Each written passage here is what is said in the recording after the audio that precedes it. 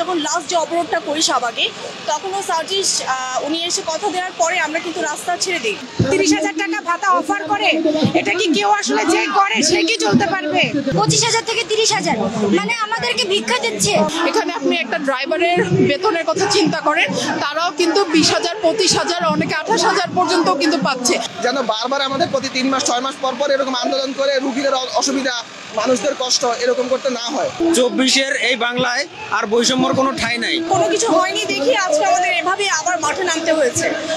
আপনারা খেয়াল করে দেখবেন যে সার্জিস আলম যখন বলেছেন, আমরা যখন লাস্ট যে অবরোধটা করি শাহবাগে, তখনও সার্জিস উনি এসে কথা দেওয়ার পরে আমরা কিন্তু রাস্তা ছেড়ে দিই, সড়ক ছেড়ে দিই। উনি আমাদেরকে বলেছিলেন যে সড়ক অবরোধ না করে আমরা যদি কর্মবিরতি করতে চাই সেটা করতে। উনি আমাদেরকে আশ্বস্ত করেছিলেন যে উনি এটার জন্য উনি কাজ করবেন।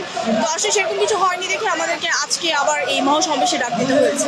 আমাদেরকে আগে থেকে আশ্বাস দেওয়া হচ্ছে যে আমাদের ভাতা বৃদ্ধি করা হবে, বারবারই আশ্বাস দিয়ে আমাদেরকে আশাহত করা হয়। 25,000 থেকে 30,000, মানে আমাদেরকে ভিক্ষা দিচ্ছে। প্রত্যেকবার 5,000 করে টাকা বাড়ানো হয়, 20,000 থেকে 25,000, এখন 25,000 থেকে 30,000, মানে পাঁচের ঘরের নামটা শুরু করেছে আমাদের সাথে। এবং প্রত্যেকবারই আমাদেরকে ভিক্ষা দিচ্ছে। আমরা ভিক্ষা নিতে আসি নাই, আমরা যে সেবাটা দেই এটা মোটেও 20,000, 25,000 বা 30,000 টাকা ক্লেম করে না। আমরা যে সেবাটা দেই এই সেবাটা অনেক বেশি দেই। আমাদের 14 ঘন্টা 16 ঘন্টা করে ডিউটি থাকে, এই ডিউটি আওয়ারটা অনেক বেশি। আমরা আমাদের ফ্যামিলি ছেড়ে হসপিটালে সেবা দিতে থাকি। আমাদের দাবি একটাই, 50,000 টাকা ভাতা দিতে হবে। সার্জিস আলম যে উনি বৃহস্পতিবার 5টার মধ্যে যদি মন্ত্রণালয় থেকে আমাদেরকে প্রজ্ঞাপন আকারে আমাদের দাবি মেনে না হয়, পরের দিন উনি আমাদের সাথে আন্দোলনে আসবে। কিন্তু উনি আজকে জানিয়েছে যে 30,000-এর বেশিও ওনার বাজেট নাই, সরকার থেকে জানানো হয়েছে উনি আর কিছু করতে পারবে না। আমাদেরকে বলা হয়েছে যে আমরা যেন আমাদের মতো আন্দোলন চালিয়ে যাই। আমাদেরকে বিভিন্ন সময় তো ভাতা বাড়ানোর আশ্বাস দেওয়া হয়েছে, এরপর আমাদেরকে না জানাই হচ্ছে 30,000 টাকার একটা প্রজ্ঞাপন দিয়ে দিয়েছে। আমরা সেটা প্রত্যাখ্যান করি এবং আমরা 50,000 টাকা ভাতা চাই। কারণ আমাদেরকে বিসিপিএস থেকে কিন্তু বলা আছে আমরা বাইরে এই সময় চেম্বারও করতে পারবো না, কোনো প্র্যাকটিসও করতে পারবো না। তাহলে আমাদের টোটাল আয়ের উৎসটা কিন্তু এটাই। তাহলে 20, 25, 30,000 টাকায় কিভাবে চলবো? এখানে আপনি একটা ড্রাইভারের বেতনের কথা চিন্তা করেন, তারাও কিন্তু 20,000, 25,000, অনেকে 28,000 পর্যন্ত কিন্তু পাচ্ছে। সেখানে আপনি আমাদের মতো একটা ট্রেনিংয়ে 5 বছর একটা কোর্সের জন্য 30,000 যদি আপনি আমাদেরকে দেন, আমাদের মানটা কোথায় থাকে? আমাদের ডাক্তারি পড়ার একটাই কারণ ছিল যে সম্মান। সেই সম্মানটা আপনি দেখেন, আপনি চারিদিকে দেখেন ডাক্তার এখন রাস্তায় বসে আছে। আপনি যদি একটা ডাক্তারকে রাস্তায় নিয়ে আসেন, তাহলে আপনার দেশের মানটা কোথায় থাকে এটা আপনারা বুঝে নেন। এই দ্রব্যমূল্যের সময় 30,000-এর একটা স্যালারিতে আপনি যদি একটা পোস্ট গ্রাজুয়েশন ট্রেনিংকে বলেন যে আপনার ট্রেনিং করতে হবে সপ্তাহে 6 দিন, আপনার এখানে বাইরে আপনি কোথাও ডিউটি করতে পারবেন না, চেম্বার করতে পারবেন, আপনি কিছু করতে পারবেন না, তাহলে আমাদের লাইফ স্ট্যান্ডার্ডটা কোথায় যায়? এর মাঝেও কিন্তু আমাদের সামনে এটা আমাদের একটা এন্ট্রান্স পরীক্ষা, এটার পরে আমাদের একটা ফাইনাল পরীক্ষা আছে। সেই পরীক্ষার জন্য আমাদের প্রিপারেশন নিতে হবে। তারপরে যদি আমার চিন্তা করতে হয় আমি কি খাবো, আমার বাচ্চাকে কি খাবো, আমার ফ্যামিলিকে কিভাবে দেখবো, তাহলে তো আপনাদের বিবেচনাটা কোথায়? এটা আমরা আপনাদের কাছে প্রশ্ন যে আসলে কি এই সময় এই টাকা দিয়ে এই পরিস্থিতিতে চলা সম্ভব কি সম্ভব না?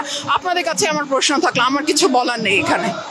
এই প্রশ্নটা তো আসলে আমাদেরও, যে মানে আপনি যদি খেয়াল করে দেখেন যে মহার্ঘ ভাতা থেকে আরো অনেক ধরনের কিন্তু ভাতা সরকারি আমলাদের জন্য আমরা দেখছি যে প্রজ্ঞাপন প্রতিনিয়তই জারি হচ্ছে। তো আমাদেরও আসলে দুঃখের জায়গাটা এটাই যে কোনো কিছুতেই আসলে সরকারের কিন্তু কোনো ঘাটতি কখনো থাকে না, কিন্তু বাজেটে কোনো ঘাটতি আমরা দেখতে পাই না। আবার আপনি যদি দেখবেন যে স্বাস্থ্য খাতের জন্য বরাদ্দ যে টাকা, সেটাও অনেকখানি টাকা ফেরত গিয়েছে।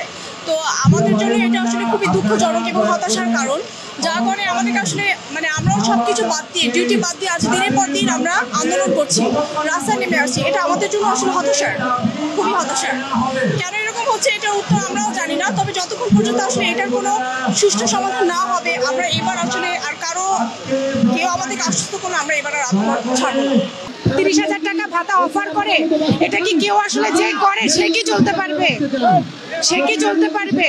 আপনি কি চলতে পারবেন? কেউ চলতে পারবে না। তাহলে কিভাবে আমাদেরকে এটা অফার করে? ওনারা তো আমাদেরকে আশ্বাসও দিচ্ছে যে না, সার্জিস আলম নিজেই বলছেন যে আমাদের আসলে 9 গ্রেড করা উচিত, তাহলে 9 গ্রেড করা হোক। চিকিৎসা দিতে আমাদের কোনো অসুবিধা নাই, আমরা রোগী দেখব, সেবা দিব, আমরা সবকিছুই করব, কিন্তু পেটে ক্ষুধা রেখে না। আমরা যখন ডাক্তার হই তখন আমাদের ফ্যামিলি পুরোপুরি আমাদের উপর নির্ভরশীল থাকে। আমার পুরো ফ্যামিলি আমার দিকে তাকিয়ে আছে। 25,000 টাকা আমার নিজের খরচ, আমার ফ্যামিলির খরচ চালানো সম্ভব হয় না।